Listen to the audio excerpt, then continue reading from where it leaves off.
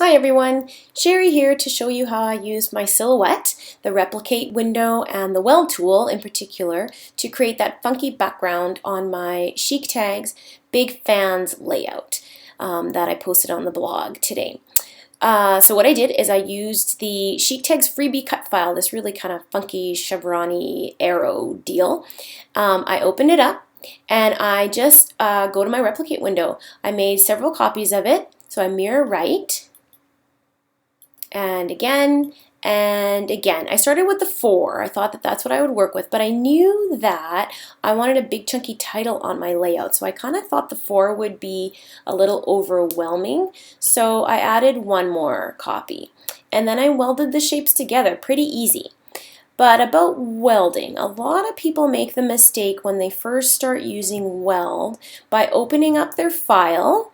And in this case, let's say they knew they wanted to click them, they wanted to have this all together, and then they would just simply go to weld. Well, you see that nothing, absolutely nothing happened here. So then they might realize that, oh, I didn't select them. So, oh, there, all my shapes are selected. Now I can go to my weld tool and they'll all be connected. So if I click on weld there, you can see that something has happened.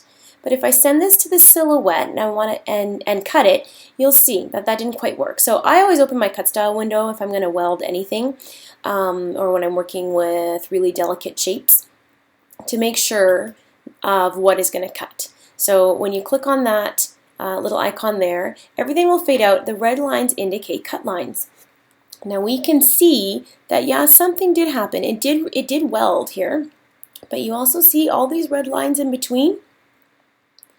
All here. That means that if we sent this to the silhouette, it's literally going to cut on all these red lines and cut apart our background. Another way to know for sure that it's really going to cut it apart is just try manipulating it. See? 2 of them, chunks have been welded, this one's not. So obviously we didn't do a good enough job. So let's undo that, and I'll show you the proper way to weld.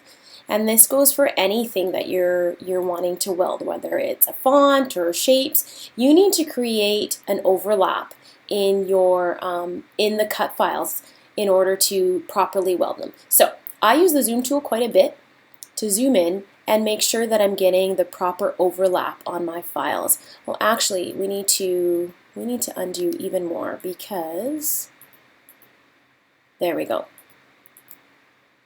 Okay, so let's go back here. So here are our files as we opened them. Let me just go back, put them close together. There. Now I use my zoom tool. I'm going to zoom in, and that will allow me to see that I am indeed overlapping. So see, this is my first file that I opened. I'm just going to overlap it so that I can see double lines between the 2 files. That indicates that there is some overlap.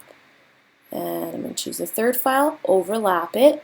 They're not going to be perfectly aligned, but I'm okay with that because it's a background. It's pretty much going to be covered with my photo and my embellishments. So there we go. They are all overlapping. We can zoom back out.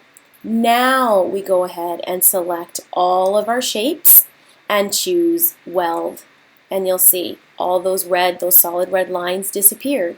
And if we want to double check it, we go back up here to our little cut style window, click on that, and see how there's no solid red lines in between.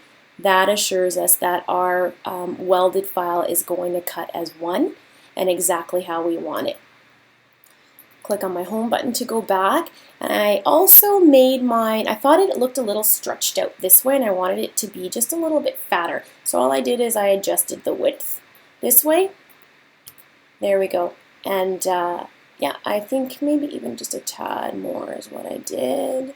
There we go. And then I would just send this to my silhouette and cut it as is and have my background. I hope that helps you in learning how to use the replicate window and the weld tool to create your own funky backgrounds. Thanks so much for watching, and remember, if you have any questions or comments, feel free to leave them in the comment section and I'll be sure to get back to you.